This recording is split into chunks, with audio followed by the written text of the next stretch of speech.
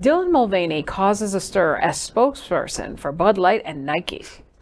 Major brands are now increasingly partnering with transgender actors and influencers in their ad campaigns, with massive support from the LGBTQ+ community and its allies. However, brands like Bud Light and Nike have come under fire for featuring trans influencers like Dylan Mulvaney in the face of growing anti-trans hate and legislation. Mulvaney's posts were flooded with aggressive comments and threats to boycott the companies.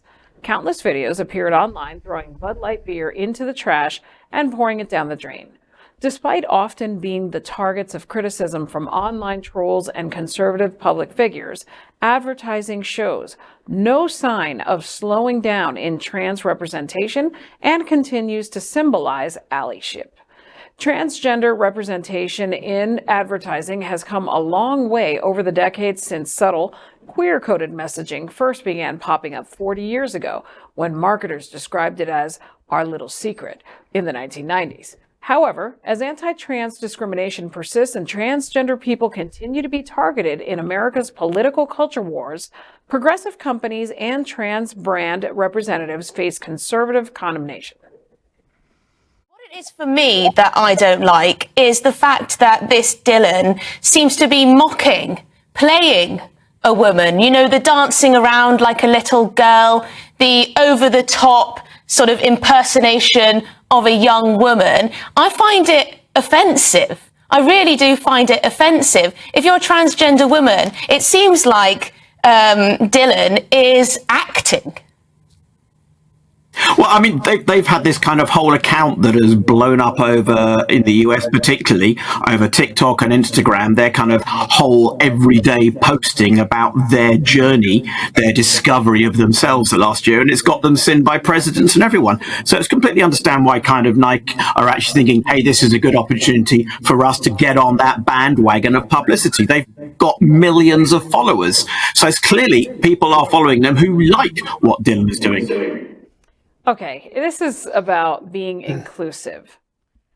I think she looks fabulous. She could represent Nike, Bud Light, anybody she wants. I'd be very okay with that. You know, it's only, people are afraid of what they don't understand. So a lot of people who are like, oh no, that shouldn't be on there, and this and that. Calm down. You just don't understand what it is, nor do you want to accept it because you've probably had some kind of religion thrown down and forced down your throat. So now you're, oh no, it's taboo. Sinner. We're not sinners. Well, somebody must have called for toilet paper because Ted Nugent and Kid Rock came rolling in. And it's like, no, but there are these has-beens, and yet they have this platform, and they're out there making fuss. Kid Rock shooting up the cans of the beer. It's like, what's the point? That's the stupidest thing ever. America is full of this response that we're watching to Dylan Mulvaney and Bud Light specifically. We watched it in the 1940s in our response to Japanese Americans and fear, and it forced us in our fear to do things that years later we just horribly regretted that we did. If Bud Light ran a commercial on television with a black man or a black woman drinking that Bud Light exactly the same way as this trans person, large parts of the South would be burning if they would have done that. Today, you wouldn't think twice about that. That's an example of education. If a gay person in 1974 was in Dylan Mulvaney's Bud Light commercial, it would have shocked large sections of America. And today, a gay man in a commercial drinking a Bud Light wouldn't even raise an eyebrow. It's an indication of as we become educated and as we become more comfortable, it helps us to change and realize, wait, it's not a boogeyman. Really what the boogeyman here is going on, and I want to say her name again, Dylan Mulvaney. I watched your commercial of you drinking Bud Light. It was so awkward watching, and I loved it because it was so unnatural for Dylan Mulvaney She's not a beer drinker, but she's embracing it. And it was so charming to watch, because not that I don't like Bud Light, and not that I have to like Dylan Mulvaney, but it was a beautiful moment for us to all watch. And let's be patient enough to let everyone else catch up to us. You know where the real problem is? It's the Kid Rock is the real problem. Yeah. And you know what he represents? And I sit in this bucket. Older, privileged, white man.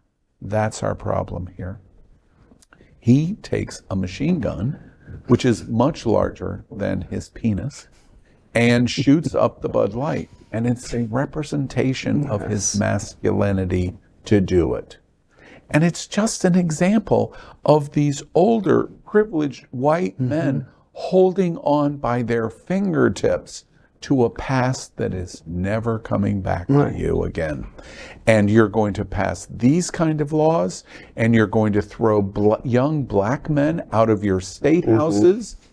Or if that doesn't succeed, you're going to join the Proud Boys. And if that doesn't succeed, you're going to pick up a gun and walk into a school and kill people. We just said education, but it's also evolution. And that's what they're afraid of. They're afraid of change. They're afraid of evolution. That's what it is.